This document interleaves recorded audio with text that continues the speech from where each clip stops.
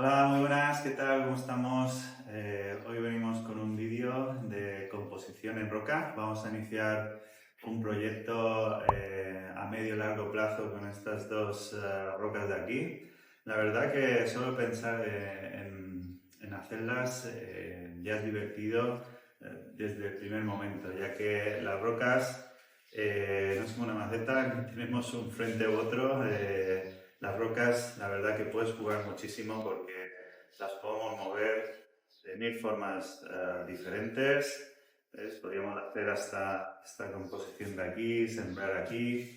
Y claro, hay que jugar un poco con la roca y los árboles que tenemos disponibles para hacer una composición. Se ven muchas composiciones con juníperos, pero no va a ser el caso. Voy a probar de hacer composiciones de roca con huyastres, con olivos silvestres o acebuches, y la verdad que yo creo que va a ser muy divertido.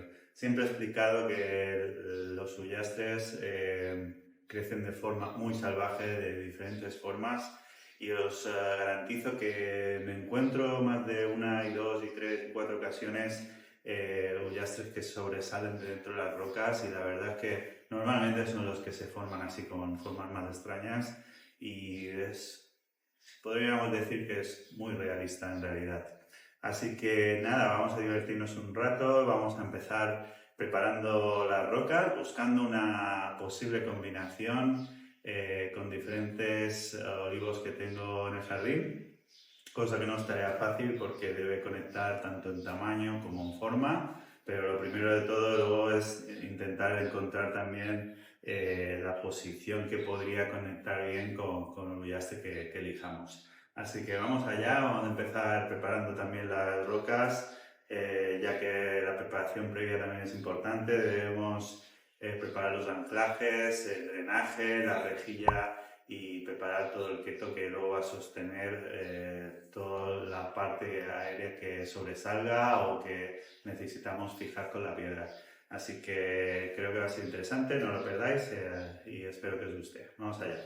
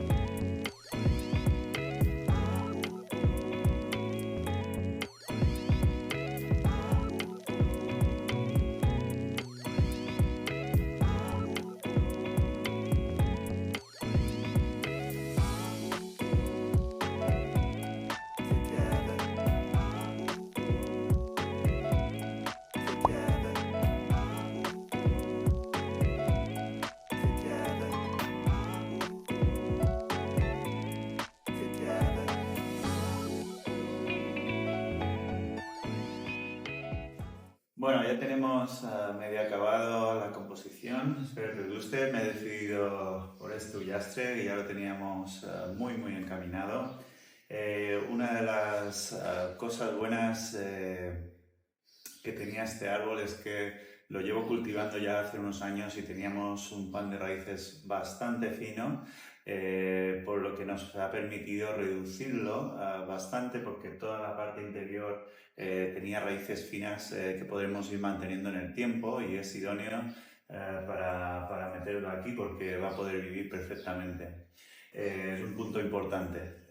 Después, cosas buenas que tiene esta combinación es que este árbol era un poquito ya extraño de por sí, tenía como un tipo de conicidad invertida, pero lo que hemos hecho realmente es coordinar toda esta parte de aquí también, que tiene un color blanco con toda la madera, y yo creo que queda muy chulo. Es algo un poco diferente, un poco especial. También tenía una curva aquí que hemos intentado en la medida de lo posible conectar también con el árbol, y yo creo que modificando un poco el verde, adaptándolo un poquito a este diseño, queda encajadísimo. Como veis, podemos conectar todo lo que es la curva con la copa y después con las ramas que bajan.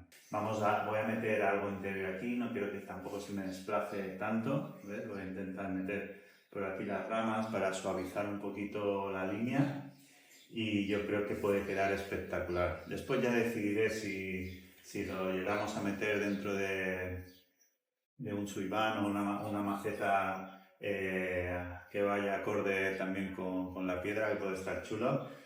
Y nada, vamos a dar los toques finales. Nos falta meter el musguito. De momento no creo que le meta ninguna planta, quiero que madere un poquito así.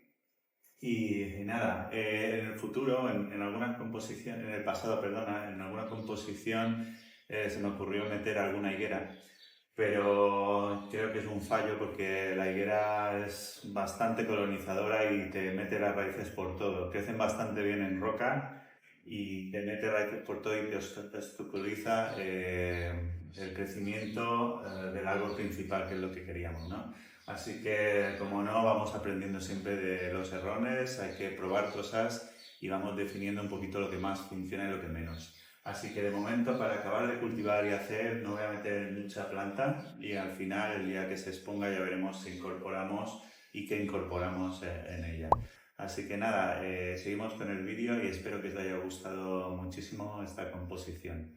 El proyecto 1 está casi terminado. Después ya veréis qué hacemos con la segunda piedra. Gracias. Bueno, como podéis ver, vamos a incorporar el musgo. El musgo seleccionado, vamos recogiendo diferentes tipos de musgos. Este es cultivado, como veis, aquí en el jardín, en Mallorca.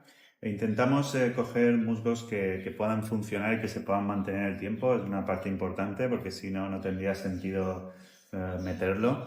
El musgo es bueno, hay diferentes tipos, pero es bueno en muchos aspectos. Nos hace de filtro tanto del calor como del frío, como de muchísimas cosas. Nos mantiene bastante mejor lo que es el equilibrio dentro de la maceta, y la verdad que también es señal de que tenemos vida, ¿no? Porque normalmente, si fuera totalmente inerte, no se desarrollaría adecuadamente. Por lo tanto, normalmente es buena señal.